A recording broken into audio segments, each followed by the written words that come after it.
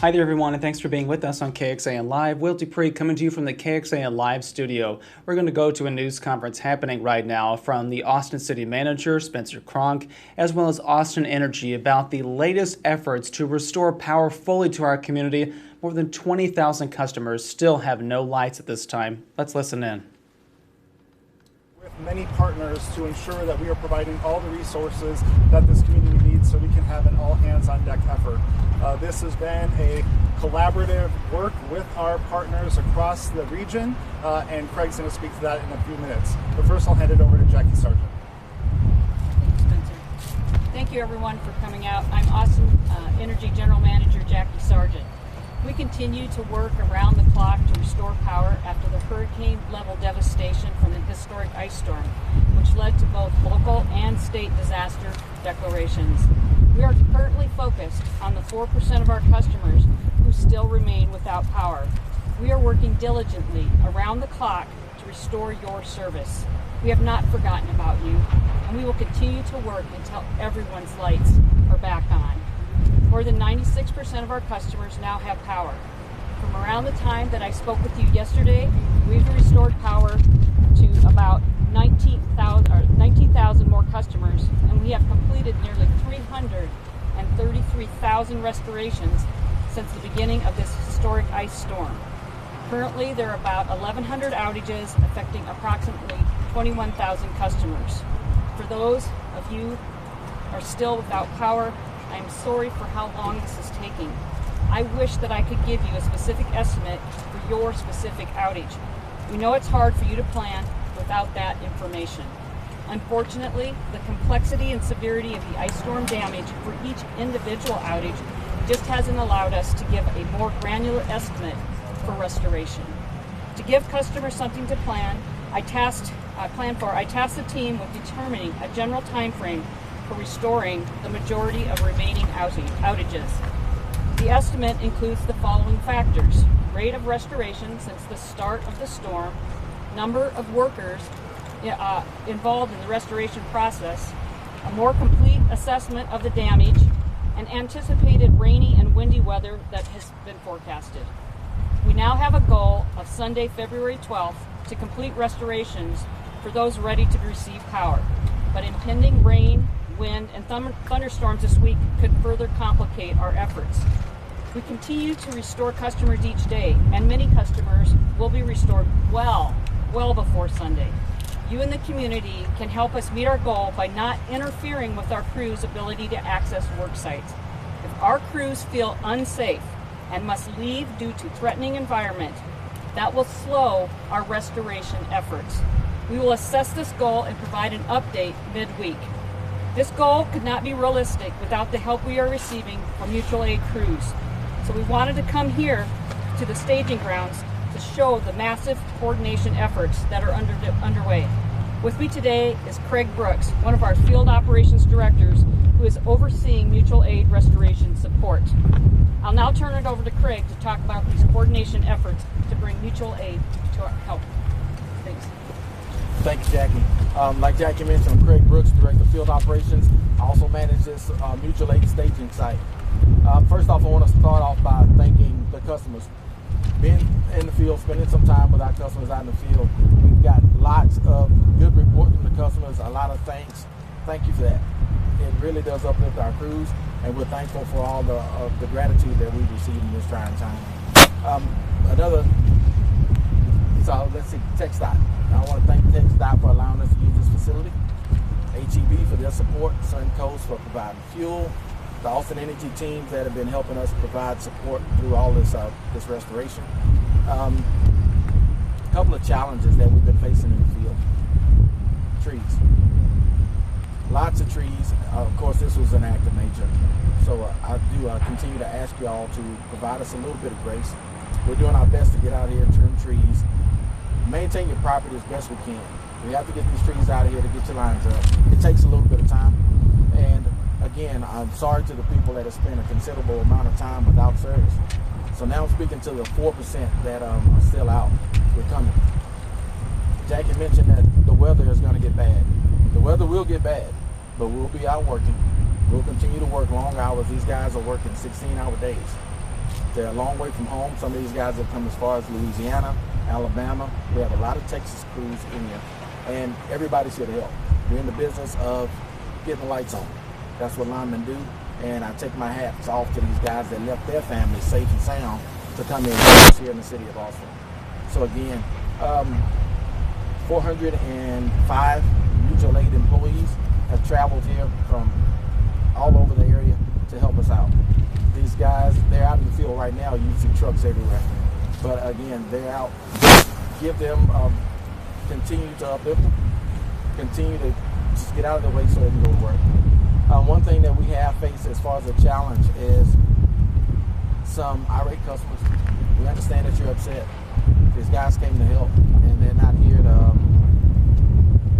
they don't deserve that. So just make sure that we're doing our best to get out of their way and let them do what they do best. And again, we're not going home until you have lights. When it's raining, there'll be crews out working. So when you see a lineman out doing some work, thank them and just let them do what they get paid to do. I'll turn it back over to Jackie. Thank you, Craig. We know that mutual aid efforts are changing, and today we know that some crews are having to leave to go back home to prepare for the impending weather in their service areas. Craig and his team have already found replacements for those workers, and thank you to Tempest Energy for providing 60 additional workers to support our restoration efforts. In all, we have more than 400 mutual aid personnel joining our 630-member Austin Energy team in the field working on restorations. That is more than 1,000 individuals to bring your lights back on. And at this staging facility, it might seem odd. Nobody's here. You're not seeing any vehicles. You're not seeing those mutual aid crews. But that's a good thing. That means they're out in the field and they're working to restore your service. Thank you.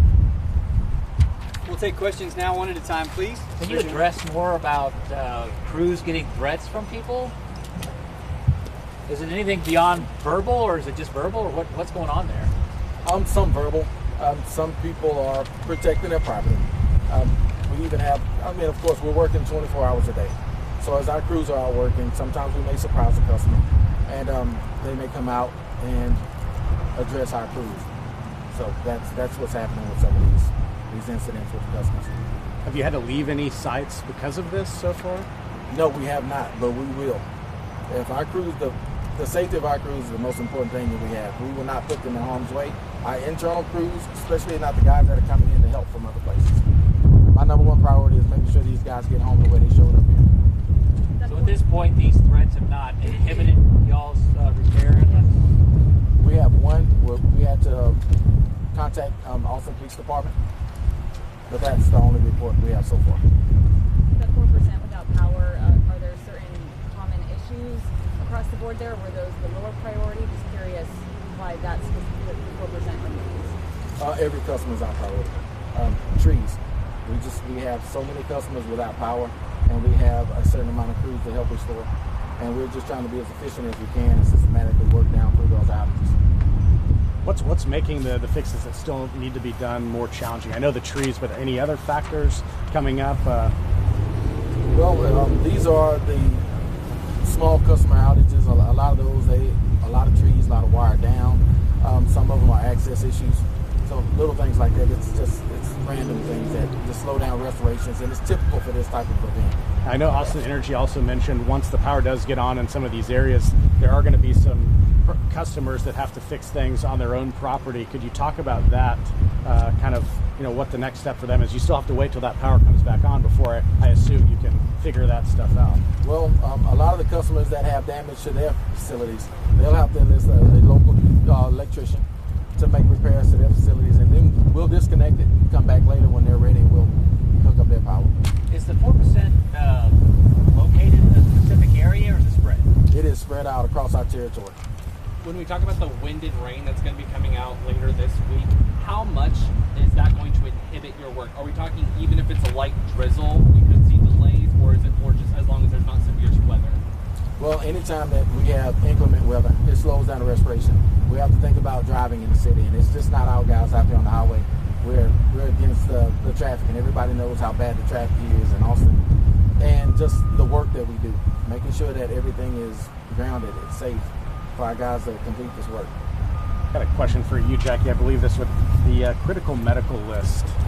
Does Austin Energy have something that keeps you informed on, patients or people who need that power, especially with oxygen, things like that? I had a customer tell me that she's been reaching out, having issues specifically, and she said her power should be back on Sunday at the latest she heard. Do you know why she might not be prioritized? She may not be on our medically vulnerable registry, and so we have a registry that customers that have conditions that warrant that they need medical devices and support of that kind can get a declaration from their doctor, and we add them to our medically vulnerable registry. And we have a team of people that help to case manage those folks. One of the requirements for being on that registry is to have a backup plan and contacts for us. So if we're not able to reach you, then we are able to reach your contact person. If we're unable to do that, we actually send the team out into the field to check on those customers. So it may be a circumstance that this person has not registered for the medically vulnerable, but I would encourage her to call 512-322-9100 to report her situation. She said she is on this list, though. Are y'all having any issues with We're having some people that have not responded. We have had some of their contacts that have not responded, and we have sent people to the field, and we have had a few customers, less than a handful, that have not responded to us. So if we come to your location, to your residence to help you, and you don't respond, then that creates a challenge for us. And if we think there's something that somebody really is home and we're not getting a response, then we'll engage our emergency services through the city. Do you know how many people on that team that go out and address this? Like I said, she is on the list, I believe, and she's been at her home the whole time. We can look into that, and if you can get her name to us, you can get that to Matt. We'll follow up offline. I want to follow up with you. I want to keep moving a little bit. Yes. Yeah. Once power is restored, how does Austin Energy plan on rebuilding trust with the community? This was a natural disaster. The chairman of the Public Utility Commission of Texas has likened it to an ice hurricane. The amount of devastation and damage that is out there, that is across our entire service territory, is something that is historic. And so I think that one of the things is we have to help our customers understand the challenges that we have in restoring power after such a devastating event occurs, and maybe a reset with expectations. I was going to say, when you see the mayor, city council members, the declaration today with Spencer Cronk's name coming up, I don't know if you can address this, Spencer. There's a lot of finger pointing, it seems like, within city administration. We know how frustrated and angry people are. But our sole focus right now is restoring power to each and every one of our customers, and that's where our focus will remain until every person's lights are back on. So to put it differently, you have not yet run diagnostics on where you think lapses were, where you think problem areas were, things of that nature? We always do an after-action review of any major event that we have. We are a learning organization. We really pride ourselves on continuous improvement. And so we are documenting things that we're learning throughout this event that will become observations in our after-action review, and we will come up with plans to address those things. We'll either put them into our standard operating procedures, they may be one-time fixes, they may be things on how we address future events. All of those things will be looked at, and we will incorporate those into our planning, into our operations, and into our procedures going forward. As part of that, do you foresee any changes to the vegetation management system? Well, one of the things that you may know is that there is a resolution that will be discussed with council to look at our vegetation management program. Mr. Richards has been to some of these press conferences and shared with you that several years ago we actually went in and adjusted our vegetation management guidelines to give us better clearance, and we are working through the system. It's a big system, and we can't get all those trees trimmed overnight, and it takes a process, and there's a cycle of approximately 5 to 7 years depending on the type of tree. Is it slow growing? Is it fast growing? And it's going to take us approximately 3 more years to get the whole system trimmed out. But customers can help too by managing things, and if they see something, to report it to us so that we can get that onto our list to take care of. So thank you for that question. We've had a few people reach out to our station saying they've seen a number of the trucks, not only Austin Energy, but also other companies who are coming in to help, stationed in a parking lot. Could you explain maybe why that is? Is this a staging area before they go out? And also, what is kind of the routine for the day? Do they come in, are they assigned a certain spot, and do they do 1, 2, 3, multiple jobs? Okay. The crews, they start here. We have tailboards, and all the crews are assigned their employee in charge, an Austin Energy employee takes these foreign crews out in the field. Now, when they get to their work location, they will find a spot where they can congregate and they can talk about the work that they're about to perform. So when you do see these trucks congregated in an area, they're having these discussions on safety, on the work that they need to perform. The closest hospitals, all these things that we talk about in our tailboards, so everyone can stay as safe as they can and we can have a game plan and restore power as quickly as possible. What kind of your crews suffered any injuries and all this as they were working through some severe weather? And of course, it's clear now. No, sir, I'm very proud to say that we have gone throughout this incident without any accidents, any injuries. Are your crews going to multiple jobs a day, or is it just kind of 1, 2, 3, or you kind of assess as you go? It depends on the job site, the devastation. They work, they get it done, they move to another one. So yes, they can be hitting multiple job sites in the course of the day. To give customers an understanding, what's the longest? I know there's certain time periods. It might be a quick fix or a long one. What's the longest y'all have seen a job site take? 2 days. A tower collapsed and took down multiple spans of our primary conductor and poles, and communications tower. And our CenterPoint Energy mutual aid crews took that on and completed their work in 2 days. Were any citations or charges issued in these incidents that APD had to be called? I'm sorry? Were there any citations or charges against individuals when you had to call APD? I'm not aware. Got time for 2 more. Anyone? I have a quick question. This may be for Jackie. We obviously saw the state of emergency declared at the state level over the weekend. Is there any early indications of where you would like to see funding go towards from that state of emergency declaration?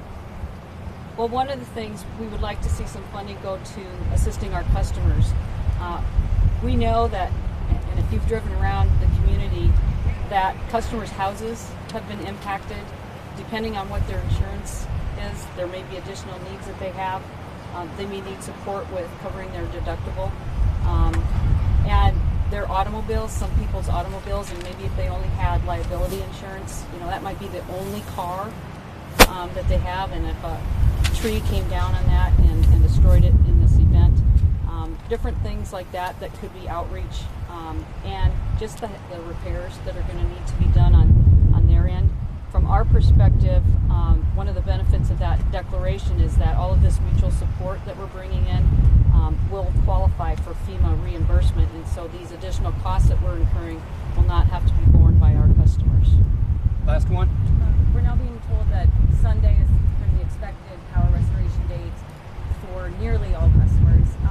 Can you first of all maybe clarify what nearly means, and then talk about, just so people understand maybe why the timeline has been underestimated since we heard earlier dates prior to this? So when we first tried to give an estimate of timeline for restoration, we hadn't been out to be able to fully patrol all of the areas and fully understand the extent of the damage.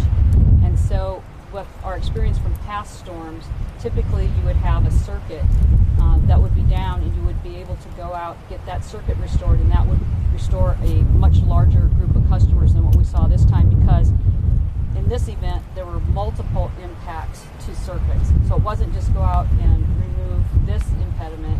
It was also about, okay, that's not it. There's this, there's 2 more, there's 2 poles, there's guy wires, there's a cross arm, and it's just, the whole service territory was impacted by that. And so what the team did is, as I explained earlier, is they took that information and they looked at how we've been doing on restorations.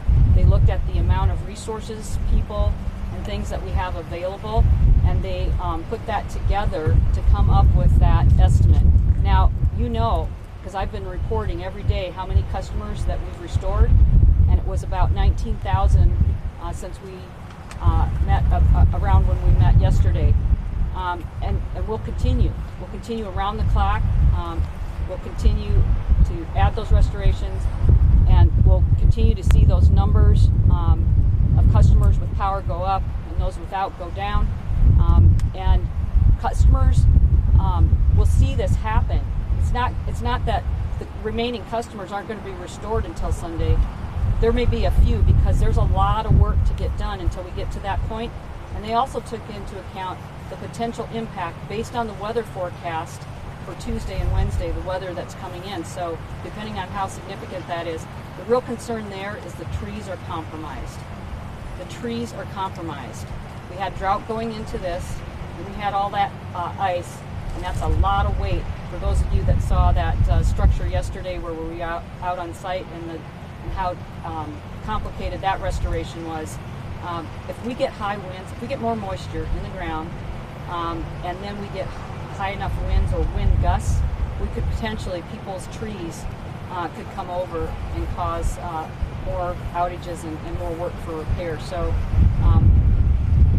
we just need to monitor.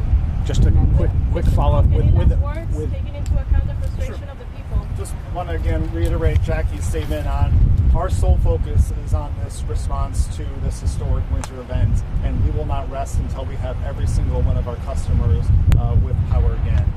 This is an event that we have never seen before, and we need to support our crews. Craig did a great job of explaining some of the incredible work that is happening and the mutual aid that is here. So that's where our focus is, and we appreciate everyone's time this afternoon. Thank you. Jackie, one quick follow-up just for customers who are out. I know a lot of people trying to do it themselves, cut down the branches, things like that.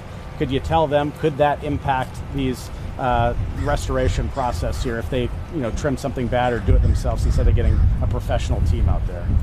Well, one of the things that I've been talking about all along is how important safety is. And if you have down power lines, call 512-322-9100 to make sure that those power lines are removed. Do not try to do those yourself. And if you have any power lines that are sparking, to call 911 and report those, because it can be very dangerous. If you don't know if it's a communications line or a power line, but you see a line down, assume that it is energized, because you do not want to come in contact. You do not want your kids out in the yard. You don't want your pets out in the yard because that's very life-threatening. For work that they're comfortable doing or know how to do, tree management can be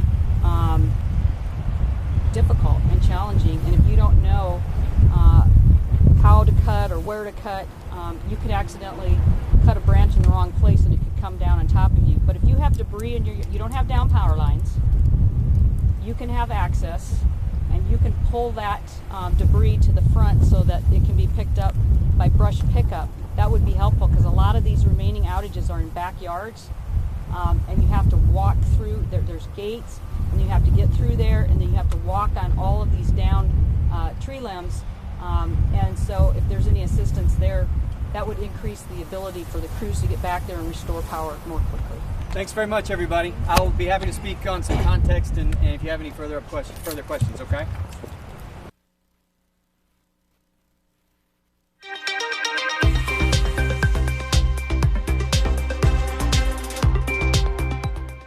Thanks for sticking with us here on KXAN Live. Will Dupree back in the KXAN Live studio. We've reached the conclusion of that news conference, as you saw there, from Austin Energy, as well as the Austin City Manager, Spencer Cronk. We have more information on our website about a specially called City Council meeting that will happen on Thursday morning regarding Spencer Cronk's employment. We've been getting some of the reaction from City Council members as well as the City Manager himself, so you can find that on our website. What we wanted to share there, though, from that news conference was that more than 1,000 crews, most of them from Austin Energy, but about 400 or so coming from other utilities around the area, working now here in Austin to try to restore that power for more than 21,000 customers that remain without any lights since last week's ice storm. Again, a situation we are continuing to monitor because everyone out there needs those answers about when their power will come back on.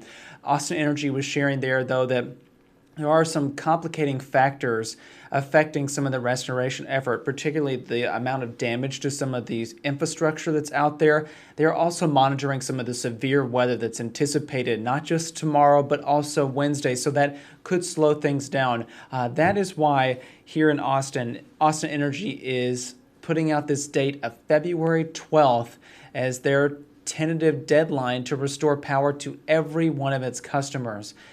We hope that it will come on much sooner than that it would not take another weekend to have the lights back on for people out there, because that is little consolation. So again, we will share any updates with Austin Energy that they put out there. So just please stay with us on KXAN. Another thing that Austin Energy shared is that there are a number of irate customers, and in their words, who have been threatening crews in some instances. And in one particular case, crews had to call in the Austin Police Department to respond to this particular threat. Once again, as Austin Energy shared there, these people are coming in not just from our area, from all across the state to try to work to turn lights back on for people out there. So please, treat them with respect and dignity, because they are just trying to do their job. And that's what they reiterated a moment ago. Let's look at the Austin Energy outage map that we have at this point. There on the left side of your screen, I'll just hover my mouse over it so you all can see where the numbers stand right now. The total number of affected customers who still do not have power is more than 21,000 across our area. That's about 4% of the customer base for Austin Energy. But for those 4% of people, they have been out without any lights for almost a week now at this point. So any updates that are shared by the utility, we will be putting out there on KXAN.com and jumping on here on KXAN Live with those other updates too. So please, again, stay with us as we continue to track what's going on with the response to the ice storm last week.